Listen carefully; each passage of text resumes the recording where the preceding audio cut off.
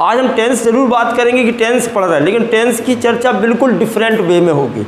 आज से पहले मतलब आपने ये मानो कि अपने जीवन में आज से पहले इस तरीके से टेंस नहीं पढ़े, क्योंकि आज का फोकस टेंस पढ़ाना नहीं है, आज का फोकस हमारा correct forms of the verb को समझाना है। तो उसी के पॉइंट ऑफ व्यू से चीज़ों को लेके चलना है। अब यहाँ ज़रा ध्यान से समझने की कोशिश करें। पहला टेंस हमारा कौन सा है? प्रेजेंट इंडेफिनिट है। कौन सा है जी? प्रेजेंट इंडेफिनिट टेंस हमने शुरुआत की, तो सब बेसिक जानकारी सबको है कि प्रेजेंट इंडेफिनिट टेंस क्या होता, कौन सी वर्ब की फॉर्म लगाती, क्या हेल्पिंग वर्ब। आज वो बात नहीं, आज तो सिर्फ ये बातें करनी है कि अगर किसी टेंस में यूनिवर्सल ट्रुथ लिखा है, क्या लिखा है, या फिर कोई मैथमेटिकल कैलकुलेशन है। कौन सी कैलकुलेशन? मैथमेटिकल कैलकुलेशन है, या फिर कोई हैबिट है, या फिर कोई प्रोवर्ब है। क्या है जी? प्रोवर्ब है, तो वो टेंस प्रेजेंट इंडेफिनिट में बनेगा। या फिर कोई साइंटिफिक स्टेटमेंट है, साइंटिफिक स्टेटमेंट है। मतलब इतना ध्यान रखना है बस आपको, अगर ये 4-5 बातें किसी टेंस में नज़र आती हैं तो वो आपका प्रेजेंट इंडेफिनिट ही बनेगा। कौन कौन सी बातें? Universal truth, mathematical calculation, habit, proverb मतलब कहावत, या फिर कोई वैज्ञानिक स्टेटमेंट जो कि विज्ञान ने प्रूव किया है। इतनी बातों के साथ साथ एक और बात आपको ध्यान रखना है, अगर किसी सेंटेंस में इस तरीके के word daily, always, never, often, इसको क्या बोलना है? Often, everyday. क्या है जी? एवरीडे। ये सारे एडवर्ब्स हैं। क्या हैं? कौन से एडवर्ब्स हैं ये? एडवर्ब ऑफ टाइम, इस समय को बता रहा है। डेली क्या है? हम आपके तो मैं डेली ये करता हूँ, टाइम की बात है। ऑलवेज मैं हमेशा टाइम पे आता हूँ, हमेशा ये करता हूँ। नेवर कभी नहीं। ऑफन अक्सर। एवरीडे प्रत्येक दिन। तो ये एडवर्ब ऑफ टाइम है। अगर किसी सेंटेंस में ये एडवर्ब ऑफ टाइम दिखते हैं तो वो टेंस प्रेजेंट इंडेफिनिट में ही बनना चाहिए। इतनी बात क्लियर हो गई कि नहीं? अच्छा, अब ये ज़रूरी नहीं है कि सर आपने तो कहा था कि प्रेजेंट इंडेफिनिट बनेगा, ये चीज़ें पास्ट इंडेफिनिट में भी तो हो सकती हैं। कि आपको देखना होगा, अगर कोई ऐसी बात नहीं है जिससे पास्ट की बात समझ में आ रही है, या ऐसी कोई बात नहीं है जिससे फ्यूचर की बात समझ में आ रही, तो मोस्टली इस कंडीशन में ए एडवर्ब अगर दिखते हैं तो टेंस प्रेजेंट इंडेफिनिट में बनेगा। भाई ऐसा भी तो देखना पड़ेगा कि मान के चलो किसी को फीवर है। क्या है? अब फीवर है। अब फीवर में तो कई टाइप में हो सकता, मलेरिया हो, डेंगू हो, वायरल फीवर हो। अब तुम ये थोड़ी कि डॉक्टर के पास जाओ एक ही दवाई पेलता रहेगा। झोला छाप डॉक्टर है क्या?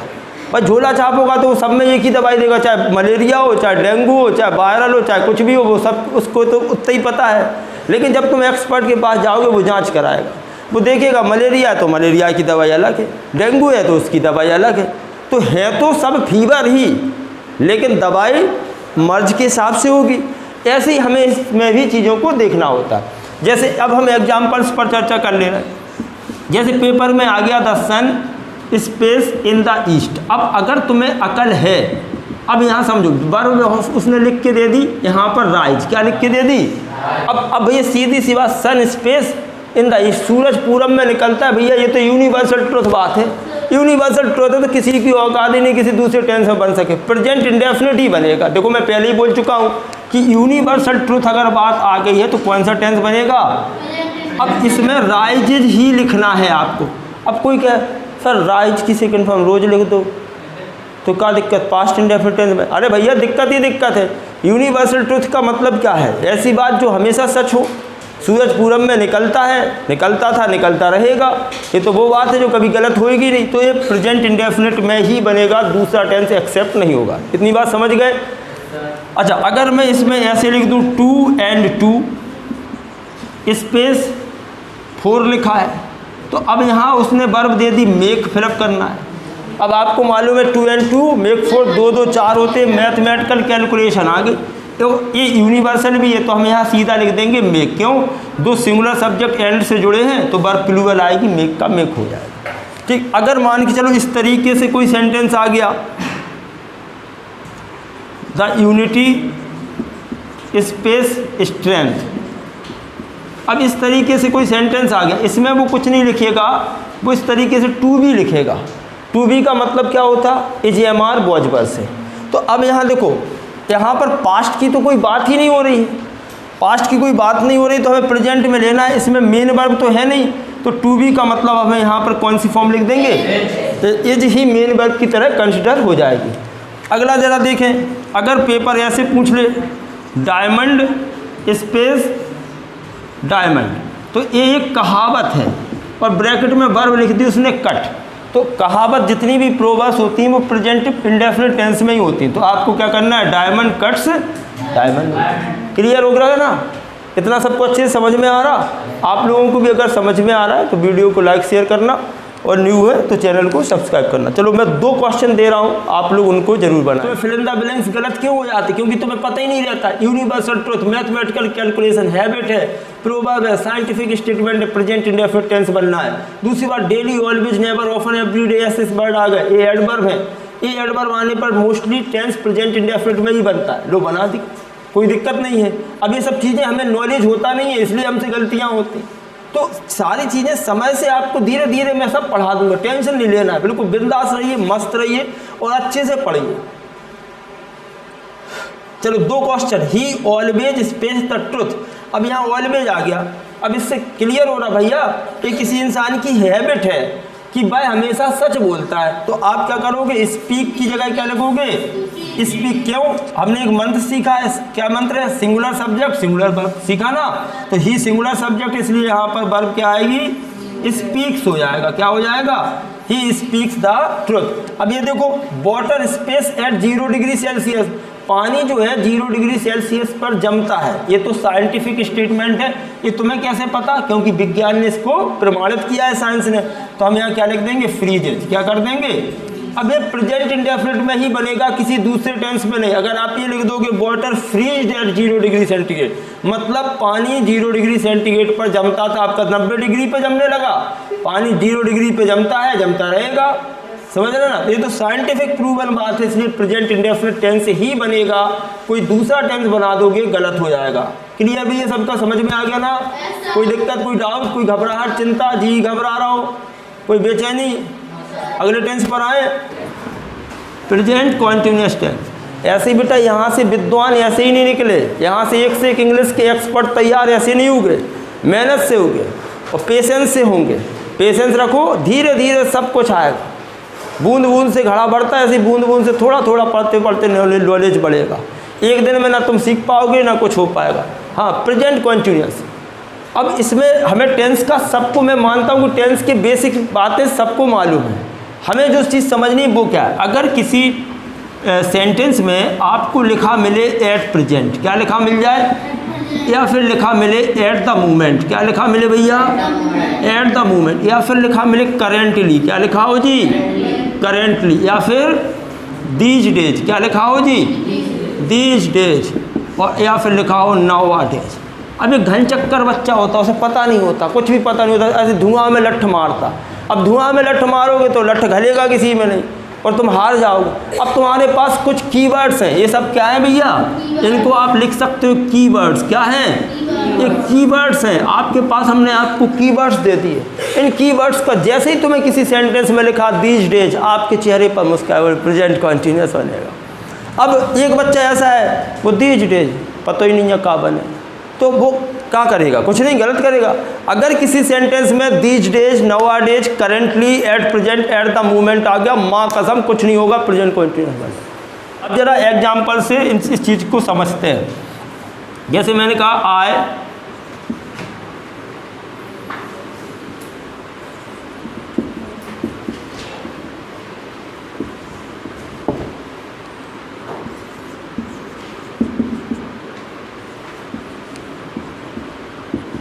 अब जरा यहाँ समझने की कोशिश की जाए। इसमें लिखा है, वर्ब ब्रैकेट में लिखी है लर्न, और इसमें लिखा है डू। क्या लिखा, I am space English these days, क्या लिखा, दीज डेज। अब किसी ने पूछा what are you doing these days, देखो कौन सा टेंस है, present continuous. What are you doing these days, आप इन दिनों क्या कर रहे हो। आपने कहा I am learning English these days. अब जैसे ही तुमने देखा दीज डेज आ गया, क्या आ गया, दीज डेज आ गया। जैसे ही दीज डेज दिखा हमें समझ में आ गया प्रेजेंट कॉन्टिन्यूअस बनेगा। एम लिखा है, कॉन्टिन्यूअस में क्या लगा दो, learning, I am learning English these days. अच्छा, अगर मैं यहाँ पर इज ना भी लिखूँ और ये सेंटेंस लिखा सी स्पेस हर वर्क, हमें नाउ मिल गया, क्या मिल गया, नाउ। इसमें मैंने नाउ वर्ड नहीं लिखा है कि नाउ वर्ड जोड़ लो, अगर किसी में नाउ वर्ड आ गया तो भी वो प्रेजेंट कॉन्टिन्यूस बनेगा। जैसे ही हमने देखा नाउ प्रेजेंट कॉन्टिन्यूस बनेगा ही, तो आप अब यहाँ क्या करेंगे, इज भी लगाएंगे और डू में ing भी लगाएंगे, लिखेंगे she is doing her work now, या फिर राइट नाउ, नाउ या राइट नाउ कुछ भी आ जाए तो प्रेजेंट कॉन्टिन्यूस टेंस बनाना। अब एक बहुत प्यारी सी बात कर लेते हैं।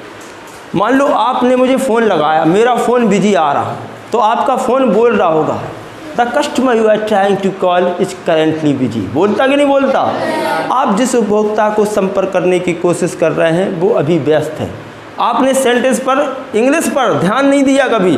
क्या बोलता वो ये बोल रहा है द कस्टमर, क्या कह रहा वो, the customer you are to call is currently, क्या कहा, करेंटली बिजी। देखो भाई मैंने लिखा कहीं करेंटली कि नहीं लिखा, ये आ गया करेंटली, यानी कि कस्टमर केयर वाले को भी हमने अंग्रेजी सिखा दी। इस वाले अगर करेंटली आता है तो प्रेजेंट कॉन्टिन्यूस बनता है, इसमें वर्ब मैंने दी ट्राई, तो वो भी लगा के ट्राइंग बोलेगा। क्या बोलेगा, कस्टमर, इसलिए वो कस्टमर केयर बोलता था customer you are trying to call is currently busy. देखो आ गया करेंटली, इसलिए प्रेजेंट कॉन्टिन्यूस ही बनेगा। तुम्हारी भाई साहब समझ में आ रही, अरे देवी देवताओं बड़े महान बच्चे, आ रहा बेटा कुछ समझ में, तो तुम लोगों को भी आ रहा है। हाँ तो आ रहा है, करना क्या है, कुछ नहीं करना है, बस बटन को क्लिक करना है, लाइक शेयर करना है, न्यू है तो चैनल को सब्सक्राइब करना, बस इतना सा काम करना। अगर किसी सेंटेंस में बाय नाउ, सो फार, जस्ट, रिसेंटली, ऑलरेडी आदि एडवर्ब्स दिए हों तो हमें प्रेजेंट परफेक्ट टेंस बनाना है। अब जैसे मान के चलो मैं आपके घर आया, चलो आज मैं मान चलो अंशिका के यहाँ आया, अंशिका के घर से पहले किसी का घर पड़ गया, मान लो रिया का पड़ गया, तो मैं वहाँ से निकल रहा था तो रिया ने कहा सर आप यहाँ कैसे, मैंने कहा बेटा मैं अंशिका के यहाँ जा रहा हूँ, सर आप थोड़ा सा मेरे यहाँ प्लीज़ सर एक कप चाय पी लीजिए। वैसे एक घिरी लड़की पिलाएगी नहीं लेकिन मान ले रहे। अब मान लो उसने कहा कि मैंने कहा चलो बेटा एक कप इनके यहाँ चाय पी, और फिर इन्होंने घर बताया कि अंशिका का घर सर बगल में ही है, आप वहाँ चले जाइए, ये मुझे वहाँ के लेके जाती है। तो अब अंशिका ने कहा सर आप सर चाय बन गई, चाय पी के जाइए। तो मैं क्या कह रहा हूँ, नहीं बेटा मैंने अभी अभी चाय पी है। अब एग्जाम्पल आया, क्या आया, आई हैव, अब यहाँ ध्यान से देखना, आई हैव, और यहाँ मैंने लिखा जस्ट, और यहाँ लिखा टी, और वर्ब यहाँ हमने लिख दी टेक। क्या लिख दी? अब आपने जैसे ही देखा आई हैव जस्ट, क्या लिखा, आई हैव जस्ट, अब जस्ट आ गया तो प्रेजेंट परफेक्ट टेंस बनेगा। अब सब कुछ तो उसमें लिखा ही है, तो मैं अब टी में टी की फॉर्म बतानी है। जब प्रेजेंट परफेक्ट टेंस बनता तो यहाँ क्या लिखेंगे, taken, I have just taken T. इसमें तो कुछ करना ही नहीं पड़ा क्योंकि पहले ही से टेंस प्रेजेंट परफेक्ट फिक्स हो गया। अगर मान के चलो मैं इसमें ऐसे लिख देता, आई स्पेस जस्ट, और यहाँ मैं लिख दूँ टेक, टेकन टी। अगर मान लो ऐसा लिखा होता और यहाँ मैं वर्ब फिर देता हैव, क्या देता, यहाँ भी वर्ब हैव देता, क्योंकि हैव की ही तो तुम सेकंड फॉर्म हैड और थर्ड फॉर्म हैड का यूज करोगे। अब तुमने देखा जस्ट टेकन टी, जस्ट आ गया तो प्रेजेंट परफेक्ट ही बनेगा, कुछ नहीं करना, जैसा है वहाँ लिखा था वही है आपने तो आ गया प्रेजेंट परफेक्ट टेंस। ठीक है, या आप मान लो, ऐसा मान लो अभी एक मूवी आई थी गदर 2, तो अगर मैं ऐसे इसको ऐसे समझ ले कि बच्चों ने, आप लोगों ने कहा कि सर एक बहुत अच्छी मूवी रिलीज हुई है और चलो हम लोग देखने चलते हैं। मैंने कहा कौन सी मूवी? संजय ने कहा सर गदर 2। तो मैंने कहा नहीं बेटा मैं ये मूवी पहले ही देख चुका हूँ। अब सेंटेंस आ गया आई हैव, उसमें लिख दिया ऑलरेडी, क्या लिख दिया, स्पेस दिस मूवी, तो सोचने की आवश्यकता ही नहीं है। अब यहाँ लिखा वॉच, और वैसे भी यहाँ जब वॉच लिखा है यहाँ हैव पहले ही लिखा है, तो हम यहाँ क्या लिख देंगे, I have watched this movie. अब सोचने की ज़रूरत नहीं है क्योंकि ऑलरेडी आया है तो प्रेजेंट परफेक्ट टेंस ही बनेगा। अब इसमें भी अगर मान के चलो हैव की जगह यहाँ कैसे पता चले कि प्रेजेंट परफेक्ट है, हाँ तो यहाँ ऑलरेडी से पता चल रहा कि हम प्रेजेंट, अगर मैं इसमें फिल इन द ब्लैंक्स इसमें दे दूँ तो तुम यहाँ फिर हैव भर दोगे क्योंकि ऑलरेडी आ गया, प्रेजेंट परफेक्ट टेंस बनेगा। क्लियर हुआ ना? वह 2 बजे से क्रिकेट खेल रहा है, present perfect continuous tense real में क्या है उसको समझो। हम लोगों ने तो रट्टा मार दिया, has been, have been helping verb होती, मेन वर्ब की फर्स्ट फॉर्म में आईएनजी लगाते। नहीं, अगर मैं कह रहा हूँ भाई 2 बजे से क्रिकेट खेल रहा है, इसका मतलब यहाँ देखो ये जो टाइम है वो प्रेजेंट होगा, इसका क्या होगा, यहाँ प्रेजेंट है, 2 बजे से खेल रहा है। यानी कि अगर हम अभी देखें तो अभी मान के चलो 4 बज रहा है, लेकिन 2 बजे से खेला, यानी कि खेलने का काम तो उसने पास्ट में शुरू किया था। रियल में प्रेजेंट परफेक्ट कॉन्टिन्यूअस क्या है, एक ऐसा काम बताएगा जो शुरू तो पास्ट में हुआ था, जो शुरू तो पास्ट में हुआ था और अभी भी चल रहा है और आगे फ्यूचर में पूरा होने की संभावना है। फ्यूचर, समझ पाए मेरी बात को। प्रेजेंट परफेक्ट कॉन्टिन्यूअस टेंस है क्या, प्रेजेंट परफेक्ट कॉन्टिन्यूअस टेंस हम जब भी पढ़ेंगे तो इसका मतलब ये होगा ऐसा काम जो शुरू तो पास्ट में हुआ था और अभी भी चल रहा है और अभी पूरा नहीं हुआ और इसका पूरा होने की संभावना फ्यूचर में होगी। मेरी बात समझ पाए, ऐसी कंडीशन आएगी तब हम प्रेजेंट परफेक्ट कॉन्टिन्यूअस टेंस, जैसे भाई 2 बजे से क्रिकेट खेल रहा है तो आपने लिखा ही हैज बीन प्लेइंग क्रिकेट। अब अच्छा 2 बजे से एक निश्चित समय है, निश्चित समय है ना, 2 तो एक निश्चित टाइम पे, सिंस 2 o'clock, ये आपका सेंटेंस बनेगा। अगर मैं कहूँ मैं लंबे समय से अंग्रेजी पढ़ा रहा हूँ या मैं 2009 से अंग्रेजी पढ़ा रहा हूँ तो आई हैव बीन, क्या लिखेंगे, I have been teaching English. अब ये निश्चित समय होगा ना, सिंस 2009। इसका मतलब अब इसको भी समझो जरा, अब मैं 2009 से अंग्रेजी पढ़ा रहा हूँ, यानी कि मैंने शुरू तो पास्ट में किया था, 2009 तो पास्ट का है, पास्ट से मैं पढ़ा रहा हूँ, अभी भी पढ़ा रहा हूँ और आगे भी पढ़ाता रहूँगा। यानी कि इस तरीके की कंडीशन जब होगी तो उसको हम बोलते हैं प्रेजेंट परफेक्ट कॉन्टिन्यूअस। रियल में मैं आपको एक बार फिर से क्लियर करवा दूँ, हम टेंस नहीं पढ़ रहे हैं, हमें correct forms of the verb कैसे भरना है, या फिर हम ये कहें कि सब्जेक्ट और वर्ब एग्रीमेंट वाले टॉपिक को कैसे सॉल्व करना है, उसमें एक कीवर्ड्स आपको क्या हेल्प कर सकते हैं वो ध्यान देना है। अगर किसी सेंटेंस में लास्ट लिखा है, last month, last year, last week, yesterday या एगो लिखा है, इस तरीके के एडवर्ब अगर किसी सेंटेंस में दिखते हैं तो वो सेंटेंस पास्ट इंडेफिनिट में ही बनेगा। अब यहाँ जैसे मैंने लिखा I had completed my graduation last year, अगर मैं बेटा इसमें लास्ट ईयर को ना देखूं, इसमें इतना सेंटेंस लिखा हो I had completed my graduation, तो ये सेंटेंस बिल्कुल सही है, ये सेंटेंस बिल्कुल सही है। I had completed my graduation, मैंने अपनी ग्रेजुएशन पिछली साल पूरी की थी, बिल्कुल सही है। लेकिन इस सेंटेंस में क्या आ गया, लास्ट ईयर आ गया। लास्ट ईयर आने से हमें क्या करना होगा, लास्ट ईयर को देखना पड़ेगा और यहाँ से हैड हटाना पड़ेगा। इस सेंटेंस को पास्ट इंडेफिनिट बनाएंगे, I completed my graduation last year. जब भी क्या होता है, जब इस तरीके के कीवर्ड दिए होंगे तो जो हम करेक्शन करते हैं वो हम कैसे करेंगे, राइट टू लेफ्ट चलेंगे। कहाँ से चलेंगे, राइट। अभी वैसे हम जो करेक्शन करते हैं लेफ्ट पार्ट को सही मानते हुए राइट में करेक्शन करते हैं, ये लेफ्ट पार्ट सही है, हमने लेफ्ट देखा और आगे बढ़ते चलेगा, राइट में करेक्शन करना है। लेकिन अगर यहाँ कोई कीवर्ड आ गया तो आप राइट पार्ट को सही मान करके लेफ्ट की तरफ आगे बढ़ेंगे। लास्ट ईयर को देखा, देखो ये राइट पार्ट है, अब आप इसको देख करके लेफ्ट की तरफ जाएंगे और लास्ट ईयर होने की वजह से यहाँ हेड नहीं आ सकता। मेरी बात समझ गए कि नहीं। अब अगला सेंटेंस देखो, I had written a letter, अगर मैं इस सेंटेंस को मैं इतना ही देखूं, I had written a letter, ये बिल्कुल सही है, मैंने पत्र लिख लिया या मैं पत्र लिख चुका था, ठीक है। लेकिन इसमें एस्टरडे आने की वजह से, सिर्फ इस वर्ड की वजह से, अब हमें इसको देखना, राइट से लेफ्ट में आना। एस्टरडे आने की वजह से हम हेड नहीं लिख सकते, और हेड नहीं लिख सकते, एस्टरडे पास्ट इंडेफिनिट बनेगा, तो राइट की जगह क्या लिखेंगे, रोट। आपको लिखना ही पड़ेगा आई रोट अ लेटर, क्योंकि इसमें एस्टरडे आ गया। एस्टरडे का यूज सिर्फ पास्ट इंडेफिनिट में करना है। अब आपके मन में आ रहा कि सर एस्टरडे का यूज हम पास्ट परफेक्ट में नहीं कर सकते। भाई साहब, एस्टरडे आ गया इसलिए हमें पास्ट इंडेफिनिट ही बनाना है। एस्टरडे नहीं होता तो तुम पास्ट इंडेफिनिट भी बना सकते थे और पास्ट परफेक्ट भी बना सकते थे। बहुत कमाल की बात बताऊं, इसको ध्यान देना। इसी वजह से हम एग्जाम में कुछ ना कुछ गड़बड़ कर देते, हमें पता नहीं चलता। एस्टरडे आ गया सिर्फ पास्ट इंडेफिनिट बनेगा, लास्ट ईयर आ गया सिर्फ पास्ट इंडेफिनिट बनेगा। अगर यहाँ से लास्ट ईयर हटा दें तो तुम्हारी मर्जी, चाहे पास्ट इंडेफिनिट बना दो चाहे पास्ट परफेक्ट बना दो। एस्टरडे हटा दो तो चाहे पास्ट इंडेफिनिट बना दो चाहे पास्ट परफेक्ट बना, लेकिन एस्टरडे आ गया, अब सिर्फ पास्ट इंडेफिनिट बनेगा। देखो इसमें भी एस्टरडे दिया है। अब तुम्हें अगर अकल आ गई होगी तो अब आपको यहाँ करेक्ट फॉर्म भरना है, लीव। तो अब तुम्हें मालूम है जब एस्टरडे आ गया तो पास्ट परफेक्ट बनेगा ही नहीं, सिर्फ और सिर्फ पास्ट इंडेफिनिट बनेगा। लीव की सेकंड फॉर्म लिख दो लेफ्ट। बन गया answer C, left for Delhi yesterday. मजा आ रहा कि नहीं आ रहा? हाँ, सबको मजा आ रहा होगा, आप लोगों को भी मजा आ रहा ना। वीडियो को लाइक शेयर करना बिल्कुल भूलना नहीं है, ठीक है। और नए हैं तो चैनल को सब्सक्राइब करना है फटाफट से, और अपने दोस्तों को भी करवाना है। Marco Polo space home in 1295।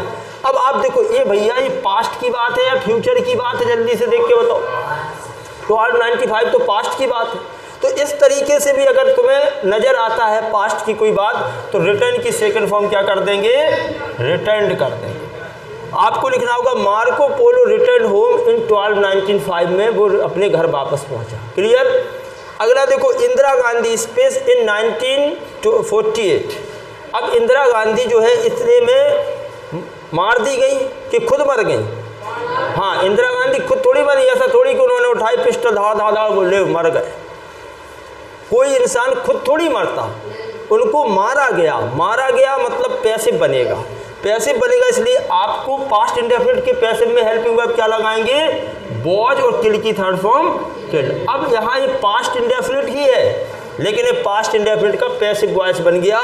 Indira Gandhi was killed in 1948 by somebody, किसी के द्वारा मार दी गई, मुझे नाम पता नहीं है किसने मारा, ठीक है ना।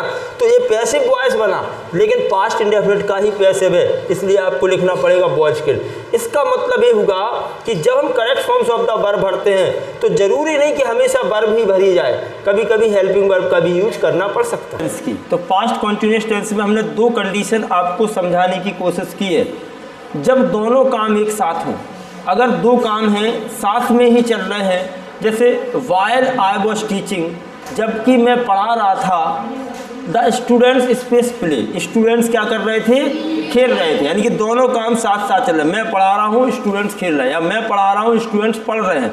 तो आप क्या करोगे? While I was teaching past continuous है, द स्टूडेंट्स, यहाँ आपको हेल्पिंग वर्ब लिखना है वर, क्योंकि प्लूरल सब्जेक्ट, और यहाँ लिखना है प्ले। तो ये दोनों ही सेंटेंस पास्ट कॉन्टिन्यूअस में बनेंगे, क्योंकि दोनों काम एक साथ में चल रहे हैं। अगला देखो, वाइल सौम्या वॉज स्लीपिंग, जबकि सौम्या जो थी वो सो रही थी, और हर सिस्टर वो क्या कर रही थी? चिल्ला रही थी। तो हर सिस्टर आपको यहाँ लिखना है वॉज क्राइंग, चिल्ला रही थी, रो रही थी। तो यहाँ दोनों काम साथ में हो रहे हैं, सौम्या सो रही है, सिस्टर उसकी रो रही है। जब एक काम समाप्त हो जाने के बाद दूसरा काम शुरू हो, अब इसमें देखो एक काम समाप्त होने के बाद दूसरा काम, जैसे when I went to school, जब मैं स्कूल पहुंचा, पहले काम क्या हुआ? स्कूल पहुंचा। आई स्पेस क्लास, तभी तो मैंने क्लास अटेंड करी, ऐसे थोड़ी कि गली में ही क्लास अटेंड हो गई। आप पहले तो घर से स्कूल पहुंचे, एक काम हुआ स्कूल पहुंचने का, इसके बाद क्लास में जाओगे, फिर बैठ के अटेंड करोगे। तो यहाँ पर आई अटेंडेड हो जाएगा, क्या हो जाएगा? इसका मतलब आपने देखा when I went to school, when के साथ में क्या हो रहा है? जब मैं स्कूल पहुंचा तब मैंने क्लास अटेंड की। पहला ये काम होगा, बाद में हो रहा है। एक काम समाप्त होने के बाद दूसरा होगा, तो ये भी पास्ट इंडेफिनिट में है और ये भी पास्ट इंडेफिनिट। दूसरा देखो, व्हेन आई रीच्ड ऑफिस, जब मैं ऑफिस पहुंचा। व्हेन आई रीच्ड ऑफिस, जब मैं ऑफिस पहुंचा। आई स्पेस माय लैपटॉप, तब मैंने लैपटॉप खोला। तो जब मैं स्कूल पहुंचा तब मैंने लैपटॉप खोला, इसका मतलब पास्ट इंडेफिनिट बनेगा, ओपी ऑपरेटेड हो जाए। ये कॉन्सेप्ट सभी को बहुत अच्छे से मालूम होना ही चाहिए। ये आप बचपन से पढ़ते चले आए हो। आपने सुना था ना, डॉक्टर के आने से पहले मरीज मर चुका था, तो आप बनाते द पेशेंट, यहाँ देखो द पेशेंट हैड डाइड, फिर आप लगाते हैं बिफोर द डॉक्टर केम, यही बनाते ना। तो आपको इस बात का ध्यान रखना है, ये इसका ये बिल्कुल मतलब नहीं है कि बिफोर इसमें आया तो किसी और टेंस में आएगा, नहीं, बिल्कुल आ सकता है। लेकिन इस तरीके की कंडीशन आने पर अगर यहाँ बिफोर आ रहा है तो एक बात पक्का हो गया कि यहाँ जो काम पहले होगा, जो फर्स्ट वर्क होगा, वो फर्स्ट वर्क हमेशा बनेगा पास्ट परफेक्ट टेंस में, और यहाँ जो सेकंड वर्क होगा वो बनेगा पास्ट इंडेफिनिट टेंस में। यही तो पढ़ाया था मैंने। तो फर्स्ट वर्क जो होता वो पास्ट परफेक्ट में बनता। तो फिर हमने यहाँ लिखा पहले मरीज मरा, इधर पेशेंट है डाइड, पहले कौन मरा? इसीलिए जो काम पहले होगा वो पास्ट परफेक्ट में होगा हमेशा। देखो द पेशेंट है डाइड, पहले मरीज मरा, इसके बाद डॉक्टर के आने से पहले मरीज मर चुका था, पहले मरीज लुढ़क गया फिर डॉक्टर साहब। तो जो काम पहले होगा वो पास्ट परफेक्ट में, जो बाद में होगा पास्ट इंडेफिनिट, चाहे बिफोर लगाओ चाहे आफ्टर। इसी सेंटेंस में हम आफ्टर लगाते हैं। देखो कैसे, अगर हम इसमें ये लिखते हैं अगर यहाँ ये लिख दिया जाए the doctor came after the patient had died. अब यहाँ देखो जरा, अब इसका मतलब क्या हुआ, जरा ध्यान से समझें। इसमें आ गया आफ्टर, तो यहाँ लगा डॉक्टर केम, डॉक्टर आया, after the patient had died, मरीज के मरने के बाद। अब यहाँ देखो मरीज के मरने के बाद, इसका मतलब पहले तो मरीज मरा ना, तो फर्स्ट वर्ग ये हो गया, ये बन गया देखो अब पास्ट परफेक्ट में, किस में बन गया, पास्ट परफेक्ट में, और ये बन जाएगा सेकंड वर्ग के पास्ट इंडेफिनिट में। जिनकी बुद्धि इतना काम नहीं करती उनके लिए सीधा एक ही तरीका है, वे तो देख लें बिफोर के पहले पास्ट परफेक्ट, बिफोर के बाद पास्ट इंडेफिनिट, और आफ्टर के पहले पास्ट इंडेफिनिट, आफ्टर के बाद पास्ट परफेक्ट। सीधा रट्टा मान लो कि बिफोर आ गया, बिफोर के पहले पास्ट परफेक्ट बनेगा और बिफोर के बाद पास्ट इंडेफिनिट बनेगा। आफ्टर के साथ उल्टा कर दो, यहाँ देखो पास्ट परफेक्ट बन रहा था, यहाँ पास्ट इंडेफिनिट बना दो, यहाँ पास्ट इंडेफिनिट बन रहा था, यहाँ पास्ट। लेकिन ये सही नहीं है। सही लॉजिक तो यही है। लॉजिक सही क्या है कि जो काम पहले होगा, अगर आप समझो ना, डॉक्टर के आने से पहले मरीज मरा, पहले कौन मरा, मरीज मरा, तो पहले अपन ने पास्ट परफेक्ट बना दिया, दूसरा ही पास्ट कंटिन्यूस में। कोई बहुत ज़्यादा बात करने की आवश्यकता नहीं है, आपको सीधा वही है कॉन्सेप्ट। जैसे मैंने कहा Raj had been doing this work since morning. Raj जो है सुबह से काम कर रहा था और अभी भी कर रहा है, आगे भी करेगा। तो इसमें कुछ खास ऐसा है नहीं, इसलिए इसकी बात यहीं ख़त्म करते। बस हेल्पिंग वर्ब और मेन वर्ब का ध्यान रखना है आपको। अगर नहीं है पता तो इतना पता, सिंस का यूज़ हमें कब करना है, जब पॉइंट ऑफ टाइम हो, निश्चित समय हो। और फॉर का यूज़ हमें कब करना है, जब पीरियड ऑफ टाइम हो, यानी कि अनिश्चित समय हो। इसी के साथ आपके दो टेंस कंप्लीट है। फ्यूचर इंडेफिनिट टेंस में मोस्टली स्टूडेंट्स को प्रॉब्लम कहाँ होती है, वो पॉइंट्स को हम समझते हैं। तो सबसे पहले तो ये बात बताई गई कि फ्यूचर इंडेफिनिट जो टेंस है उसमें आपको देखना है कि अगर next month, next year, next week, next day, कुछ भी इस तरीके से, या टुमारो लिखा है तो वो फ्यूचर इंडेफिनिट टेंस में ही बनेगा। ठीक, अब इसके अलावा कुछ खास बातें हमें ये करनी है कि अगर किसी सेंटेंस में आई और बी सब्जेक्ट लिखा है तो आई बी के साथ में जनरली हम लगाते हैं सेल। इतना सभी बच्चे जानते हैं, आई बी के साथ जनरली क्या लगाते, सेल लगाते। अच्छा, बाकी जितने भी रिमेन सब्जेक्ट हुए, ही, सी, इट, नेम हो गया, दे हो गया आपका, एंड यू हो गया, ये सारे देखो, ये थर्ड पर्सन और यहाँ पर सेकंड पर्सन, इन दोनों के इन सभी में हम क्या लगाएंगे, बिल लगाएंगे, यानी कि सेकंड और थर्ड पर्सन दोनों में बिल लगाएंगे। ये जनरली बात है। जब ऐसा होता है तो यहाँ जो हम बात करते हैं वो बेटा वो बात होती है नॉट फिक्स्ड। कैसी बात होगी, नॉट फिक्स्ड, यानी कि यहाँ पर जो बंदा बात कर रहा है वो नॉट फिक्स्ड बात हो रही है, यानी कि पक्का नहीं है, कुछ भी पक्का नहीं है, श्योर नहीं है। ठीक, यहाँ हम जो भी बात करेंगे उसमें श्योरिटी नहीं है, कोई पक्का कुछ भी नहीं है। जैसे मैंने कहा आई शैल हेल्प यू, इसका मतलब मैं श्योर नहीं हूँ कि मैं आपकी हेल्प करूँगा, हो सकता मैं आपकी हेल्प कर दूँ, हो सकता ना करूँ। आई शैल हेल्प यू, मैं तुम्हारी मदद करूँगा, लेकिन श्योरिटी नहीं है। अच्छा, आगे जैसे लिखा मैंने मोहित विल गो टू कानपुर। अब जैसे ये लिखा, यहाँ तक कोई दिक्कत नहीं, टुमारो। अब यहाँ लिखा है कि मोहित कल जो है कानपुर जाएगा, तो ये भी पक्का नहीं है कि ये कानपुर पक्का जाएगा। क्यों, हो सकता मोहित को कोई दूसरा काम आ जाए, तो वो हो सकता कानपुर ना जाए, लखनऊ चला जाए, कुछ भी हो सकता। यहाँ ये बता रहा है कि मोहित थर्ड पर्सन है, इसके साथ विल लगा, इसका मतलब ये पक्का नहीं है, श्योर नहीं है कि ऐसा काम होगा। आई के साथ शैल लगा है, पक्का बिल्कुल नहीं है, श्योर नहीं है कि मैं तुम्हारी मदद करूंगा। यहाँ तक बात समझ रहे हैं कि नहीं। ये तब की कंडीशन में हम आई बी के साथ में लगाते शैल, बाकी सब में लगाते हैं विल, जब हम बिल्कुल श्योर नहीं होते हैं कि ऐसा काम होगा या नहीं होगा। दूसरी बात, अब इसमें टुमारो का क्या रोल है। टुमारो का ये रोल है कि ये आने की वजह से हमें फ्यूचर इंडेफिनिट ही बनाना है। अगर हम टुमारो नहीं लिखे होते तो हम ये भी कह सकते थे मोहित गोज टू कानपुर, मोहित कानपुर जाता है, मोहित वेंट टू कानपुर, मोहित कानपुर गया। लेकिन टुमारो आ गया, इस वजह से आपको फ्यूचर इंडेफिनिट में बनाना ज़रूरी हो गया। ठीक है। अच्छा, अगर मैं ऐसे लिख दूँ सी विल सॉल्व दिस पजल। तो ये सेंटेंस यहाँ देखना पजल, ये सेंटेंस में कोई ज़रूरी नहीं कि हम फ्यूचर इंडेफिनिट ही बनाएं, फ्यूचर भी सही है, दूसरा टेंस भी सही है, हम ये भी कर सकते हैं she solve this puzzle, she solve this puzzle. लेकिन अगर यहाँ हमने टुमारो लिख दिया तो अब हमारे पास कोई ऑप्शन नहीं है, अब हमें इसका फ्यूचर इंडेफिनिट ही बनाना पड़ेगा। ये कीवर्ड्स ये काम करते हैं, कीवर्ड्स का बस इतना रोल है। ऐसे अगर इसमें अगर आ गया he will start his business, अब यहाँ तक ये सेंटेंस लिखा है, इसमें हम फ्यूचर इंडेफिनिट भी बना सकते, दूसरा टेंस भी बना सकते, लेकिन जैसे ही हमने यहाँ लिखा नेक्स्ट ईयर, अब आप कुछ कर ही नहीं सकते, अब आपको इसे फ्यूचर इंडेफिनिट में ही बनाना पड़ेगा। He will start his business next year, वह अगली साल अपना बिजनेस शुरू करेगा। तो एक कीवर्ड्स का ये रोल है, अगर ये कीवर्ड्स आते हैं next year, next month, tomorrow, इस तरीके से, तो वो सेंटेंस फ्यूचर इंडेफिनिट में ही बनेगा, किसी दूसरे टेंस में नहीं बना सकते। इतनी बात समझ गए। ये तो बात ये है कि आईबी के साथ सेल लगाना है, बाकी सब में बिल लगाना है, कब जब हम नॉट फिक्स्ड बात करते हैं। अब आपके दिमाग में आएगा कि सर अगर फिक्स्ड कैटेगरी में बात की जाए तब क्या होगा, उसको समझ। अब जरा पक्की बात कर लो, जब श्योर होंगे तो अगर हम यहाँ बात करें आईबी के साथ, अभी सेल लगाते थे, अब क्या लगाएंगे, बिल लगाएंगे।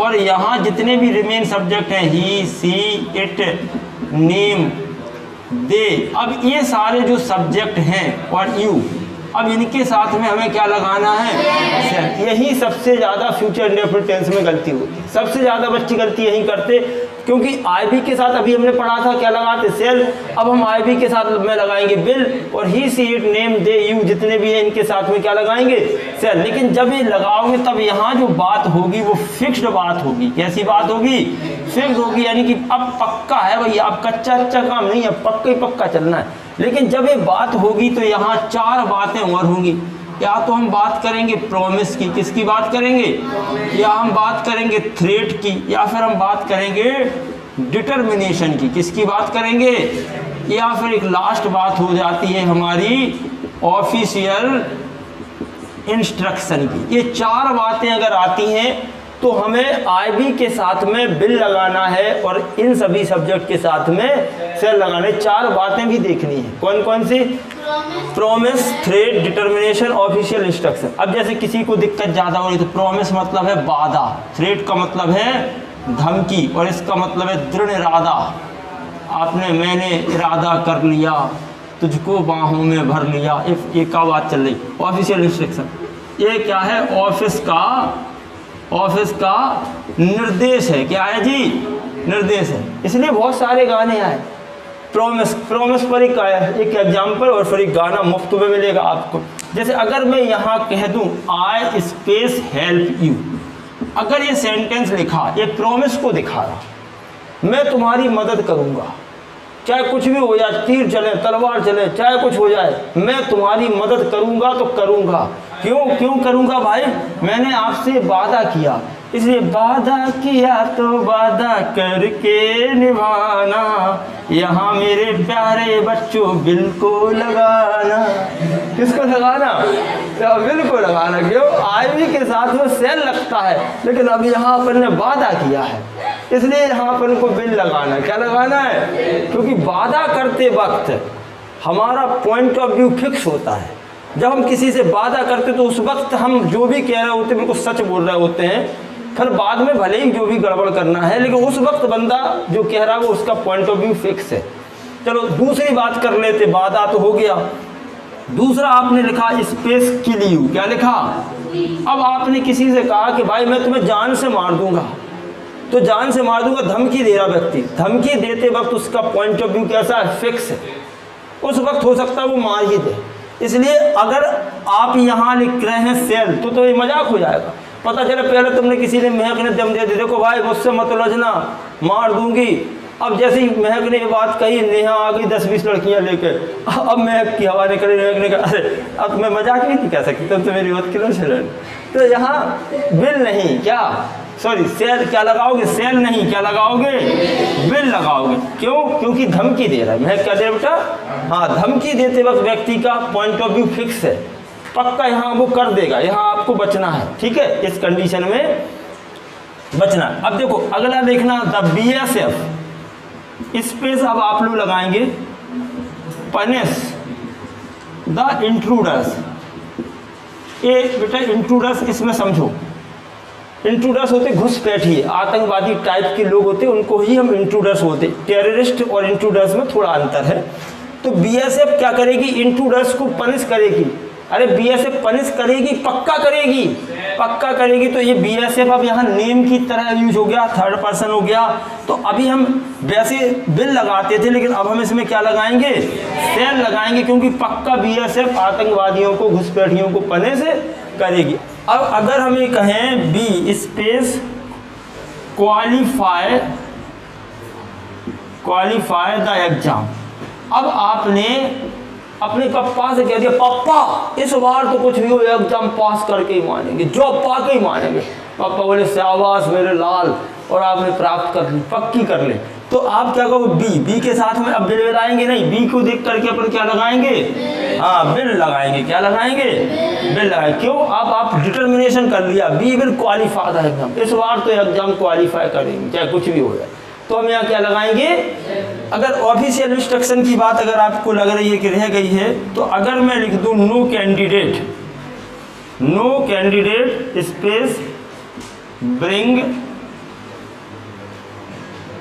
हेज या हर जो भी लगाना है mobile in the examination hall. अब जल्दी से देखो, ये ऑफिशियल इंस्ट्रक्शन है, आपके एडमिट कार्ड आते उसमें लिखा रहता है कोई भी कैंडिडेट, कोई भी परीक्षार्थी एग्जामिनेशन हॉल में इलेक्ट्रॉनिक गैजेट्स मोबाइल वगैरह लेके नहीं आएगा। तो ये नो कैंडिडेट कैसा होगा, थर्ड पर्सन। अब थर्ड पर्सन के साथ यहाँ क्या लगाना है, सेल, तो इसमें भी हम लगा देंगे सेल, और ये बन गई बात। यही है बस, फ्यूचर इंडेफिनिट टेंस में परेशान करता है, बाकी कोई दिक्कत नहीं। तो अब आपको मैंने कीवर्ड्स भी बता दिए, कब आईवी के साथ सेल लगाना है, कब बिल लगाना है। बस ये 4 बातें ध्यान रखना है, अगर ये 4 बातें हों, promise, threat, determination, official instruction, तो हमेशा आईवी के साथ बिल, बाकी सब में सेल लगाना। मजा आया भाई ना, सबको अच्छे से समझ में आ गया, टॉपिक कॉन्सेप्ट समझ में आया? तो आप लोग जल्दी से वीडियो को लाइक शेयर करें, न्यू है तो चैनल को सब्सक्राइब करें। पूरा कंप्लीट मैंने आपका टेंस का वीडियो तैयार कर दिया, आराम से देखो, सब्जेक्ट एंड वर्ब एग्रीमेंट पूरा का पूरा आपको बेहतर समझ में आएगा। कहीं कोई दिक्कत है तो मुझे कमेंट करके जरूर बताएं, तो मैं उसमें जो भी हेल्प हो सकती है वो कर दूंगा। आप जहाँ कीवर्ड्स थे, जहाँ कुछ स्पेशल बातें थी, वो मैंने सारे टेंस आपको कवर करवा दिए। अब ना कीवर्ड्स का कोई काम है ना किसी का है, और टेंस हम आपको पहले ही बहुत अच्छे से पढ़ा चुके हैं। सो इसलिए बस थोड़े से एक एग्जाम्पल देने, वो इसलिए दे रहा हूँ नहीं कोई तड़पने लगे कि भाई लो फ्यूचर इंडेफिनिट के बाद आगे की तो पढ़ाई नहीं, तो बस एक एग्जाम्पल दे रहे भाई, ताकि वो तड़पे नहीं, उसका दिल धक धक धक धक करे, पहाड़ फेंक जाए, फिर हम बटूरा फिर हम फिट करें। तो इसलिए मैं बता दे, फ्यूचर कॉन्टिन्यूअस देखो यार क्या है, आपको टेंस के नियम पता है, कौन सी वर्ब लगानी, हेल्पिंग वर्ब क्या लगाना। जैसे मैंने लिखा ही विल बी, क्या he will be learning his lesson.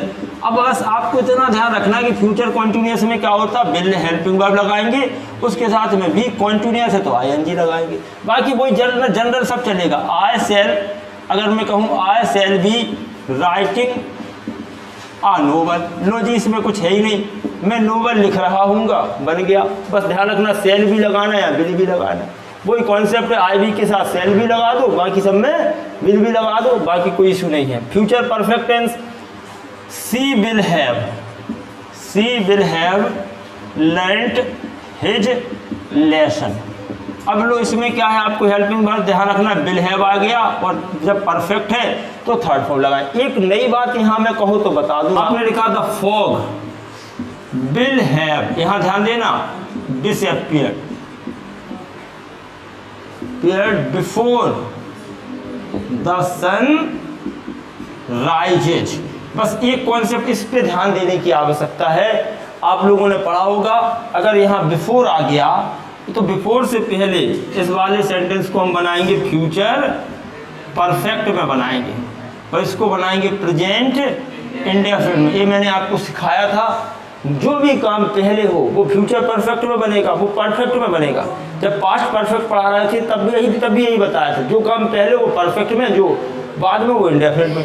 यहाँ देखो, बिफोर द सन राइजेस, सूरज निकलने से पहले काम क्या होगा? The fog will have disappeared, कोहरा गायब हो चुका होगा सूरज निकलने से पहले।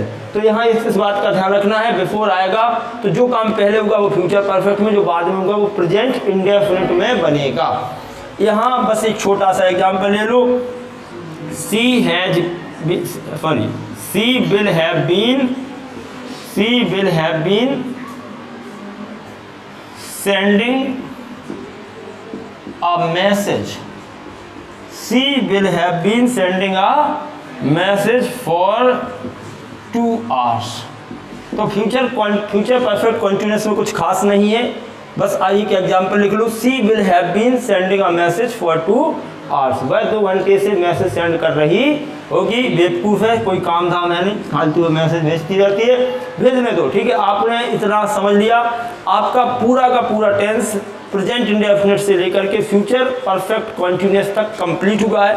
ये टॉपिक हमने आपको correct forms of the verb and subject और वर्ब एग्रीमेंट के अकॉर्डिंग पढ़ाया। जिन बच्चों को बेसिक से टेंस नहीं आते हैं उनको शायद ये टॉपिक कम समझ में आएगा, क्योंकि ये बेसिक नहीं है, ये स्टैंडर्ड है सब्जेक्ट एंड वर्ब एग्रीमेंट के हिसाब से। सो आई होप आपने इस टॉपिक में बहुत एंजॉय किया और बहुत ही यूनिक अच्छी चीज़ें सीखी हैं। तो हमें भरोसा है कि अब तक आपने चैनल को सब्सक्राइब जरूर कर लिया होगा। अब अगर अभी भी आप रह गए हैं तो अभी भी कुछ नहीं बिगड़ा है, फटाफट से कर लो और वीडियो को लाइक शेयर कर दें। और आप मुझे कमेंट बॉक्स में जा कर के ज़रूर बताएं कौन सा टॉपिक आप सीखना चाहते हैं, ताकि मैं वो भी टॉपिक आपको जल्दी से जल्दी प्रोवाइड कर सकूं। थैंक यू सो मच, मस्त रहें, व्यस्त रहें।